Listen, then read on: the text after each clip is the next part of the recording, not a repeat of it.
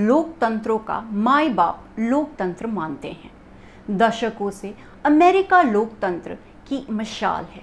इस देश ने दुनिया के 195 देशों में लोकतंत्र बनवाने के लिए जितना पैसा खर्च किया, जितनी ताकत लगाई, वैसा किसी ने नहीं किया। 20वीं सदी में अमेरिका का लक्ष्य एक आदर्श फ्री वर्ल्ड का था। तानाशाह से लोगों को मुक्त कराना था। इसकी धुन में कम्युनिज्म को रुकवाने में कई देशों में लड़ाइयाँ लड़ी।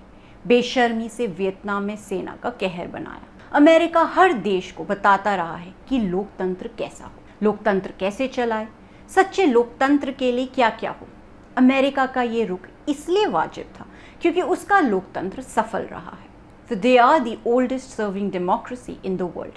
Their constitution was created with much consideration and thought, and they've done well taking over as the godfather of the world and its problems. मगर अमेरिका अब वह नहीं है। लोकतंत्र की उसकी साख दाव पर है। नमस्ते, मैं श्रुति व्यास और आज लॉन्ग शॉट पर एक नज़र अमेरिकी लोकतंत्र पर, जो उतने ही खतरे में है जितना भारत का लोकतंत्र है, शायद हमसे भी ज़्यादा खतरे में। अमेरिकी लोकतंत्र में एक के बाद एक ऐसे खतरे हैं जिसका आज सोल्यूशन निकाला तो कल फिर लौट आएगा। सबने सोचा और माना डोनाल्ड ट्रंप हार गए तो अमेरिका पटरी पर लौट आया, लेकिन it has become a deep threatening threat, one that can be a reason of major havoc in this already crippled, unstable world order. इसलिए राष्ट्रपति Joe Biden has raised the alarm, expressing deep concern. In a prime-time address from Philadelphia, the city where American democracy was born, he said, "The United States was in a continued battle for the soul of the nation." He warned that American democracy was in grave peril by Republican forces loyal to Donald Trump, who fanned the flames of political violence in pursuit of power at any cost. कितनी बड़ी और चौंकाने वाली बात है America के राष्ट्रपति का देश और दुनिया को बताना कि अमेरिका की आत्मा खतरे में है, उसे बचाने की लड़ाई लगातार है। डोनाल्ड ट्रंप की पार्टी के लोग किसी भी कीमत पर पावर के लिए देश में आग और राजनीतिक हिंसा पर आमदा है। यस, अमेरिका में जो हो रहा है वैसा पहले कभी नहीं हुआ, but the rise and fall and rise again of Donald Trump ने देश में एक वाइल्ड मूड पैदा कर दिया है। इससे लोकतंत्र की पवित्रता खत्म हो रही है। He has managed to sway, charm, or maybe even buy a certain section of the Republican Party. As such, the Republicans have become Trumpified and adopting a new ideology for themselves, the extreme MAGA ideology. Donald Trump और उनके कट्टरवादियों ने America को वापस महान बनाने का जो मागा जुमला बनाया है वह खतरनाक है। मागा stands for Make America Great Again, the pitch that made Donald Trump the president in 2017, and the pitch that has started to resonate and reverberate again in many American households, particularly ever since the FBI raid few days back at Trump's Florida residence. Trump warned in a thread, "People are so angry at what is taking place that if the temperature isn't brought down, terrible things are going to happen." Donald Trump बेशर्मी से भक्तों को उकसा रहे हैं, बवाल बना रहे हैं, गुस्सा पैदा कर रहे हैं। उनकी पार्टी के सेनेटर धमका रहे हैं कि यदि ट्रंप के खिलाफ कानून ने कार्रवाई की तो सड़कों पर दंगे होंगे। Trump too has been reposting messages from an anonymous platforms like 4chan, where such messages of threats and violence often bloom. Most of his reposts were direct provocations, such as a photograph of President Biden, Kamala Harris, and Nancy Pelosi with their faces obscured by the words, "Your enemy is not in Russia." वहाँ के online trolls are threatening Bruce Reinhart, the federal magistrate judge who approved the warrant to search Trump's Florida residence. इतना ही नहीं, Donald Trump संसद भवन पर 6 जनवरी की घटना को सही ठहरा रहे हैं। He is defending it, and he has vowed, should he run and be re-elected, he would offer full pardons and a formal apology to all those who stormed the US Capitol on January 6th. America में mood और राजनीति बहुत बदल गई है। वह America जैसा लगता नहीं और वहाँ वो सब ऐसा हो रहा है जो पहले कभी नहीं हुआ। Rule of law is being disregarded, it is being completely ignored.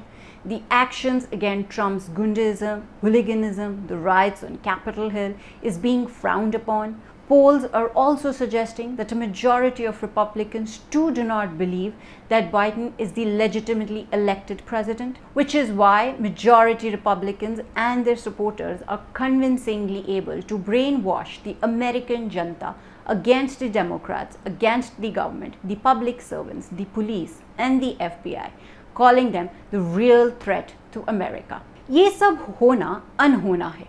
एक पूर्व राष्ट्रपति और उसकी पार्टी, उसके भक्तों ने अमेरिका में जंगल राज लौटाने का रोड मैप बनाया है। न लोकतंत्र, न न्यायपालिका, न संघीय व्यवस्था और कानून कायदे के सदियों पुराने सिस्टम का ट्रंप मखौल बनवाते हुए हैं। इमेजिन, कभी सोचा था कि the robust, one of the most credible system of law and order, of right and wrong will be undermined so viscerally by the American people? America राजनीतिक तौर पर दो खेमों में बुरी तरह डिवाइड होता लगता है। यूनाइटेड स्टेट्स अब डिवाइडेड स्टेट दिख रहा है। अमेरिका अब लाल और नीला नहीं है, बल्कि अथॉरिटेरियनिज्म, फैशिज्म वर्सेस डेमोक्रेसी के किनारे पर है। Pandits and intellects of the American society चिंता में है, सिविल वॉर का खतरा देख रहे हैं। According to polls, 2 in 5 Americans think that the country will soon collapse into civil war within the next decade, with half of Trump voters holding that position. The Economist पत्रिका ने सही लिखा, the American states are now petri dishes of polarization. हाँ, वे दिन गए जब लोकतंत्र सैनिक क्रांति या क्रांति से खत्म होते थे। पॉपुलिज्म की नई राजनीति में it is a slow, over the time degenerating death. System और संस्थाओं को एक एक कर धीरे धीरे खत्म कर लोकतंत्र का जंगली राज में बदला जा रहा है। 21वीं सदी का वे है जिसमें स्लो पॉइजनिंग से सिस्टम को पहले खोखला बनाया जाता है ताकि डेमोक्रेसी अपने आप खत्म होती जाए, as it is being evident in America. Every state in America has become a laboratory of its own. As such, no major pro-democracy reforms are getting passed in Congress. And when Trump took to power, it was not taken seriously, rather rubbished as a populist leader who will get eaten by the robustness of the system and get booed out. Au contraire, Trump rose. Heck, he bloody killed the system systematically. Donald Trump ने Republican party पर कब्जा करके न केवल उस party को खत्म किया है और गुलाम बनाया है, बल्कि विरोध डेमोक्रेटिक पार्टी को ऐसा बदनाम किया है जिससे वे लोगों को दिमाग में देशभक्ति पार्टी ना मानी जाए, which is also a worry in the upcoming midterm elections, for the opinions are suggesting that Republicans have a definite edge over the win, and if they win, they will have strength in the Senate, which means that Trump will have a definite chance to run for the 2024 elections. The current system is getting bogged down by the Trump rhetoric so much that action against him and his antics of violence is going unpunished. Time is running out, which is also setting a wrong example to the narrative. क्या ये सब democratic party के राष्ट्रपति Biden की असफलता नहीं है? जब उनके पास सत्ता है, संसद में उनकी पार्टी का बहुमत है, प्रदेशों ने उनके गवर्नर है, तो डोनाल्ड ट्रंप और उनके लॉयल पार्टी नेताओं की राजनीति को खत्म करने के काम क्यों नहीं कर पा रहे हैं? क्यों बाइडेन का लड़ना कमजोर नेता की सिर्फ बयानबाजी है? Critics are spreading that Joe Biden's combative rhetoric shows that he has failed in his promise to bring the nation together. He is being called the divider-in-chief, who has pitted neighbors against each other with his decisive agenda. जाहिर है अमेरिकी लोकतंत्र बहुत खतरे में है। सोचिए, यदि अमेरिका में लोकतंत्र खत्म हो जाए, अगले चुनाव में डोनाल्ड ट्रंप वापस राष्ट्रपति बने, तो वे और उनके वफादार बदला लेते हुए अमेरिकी सिस्टम को कैसा बना देंगे?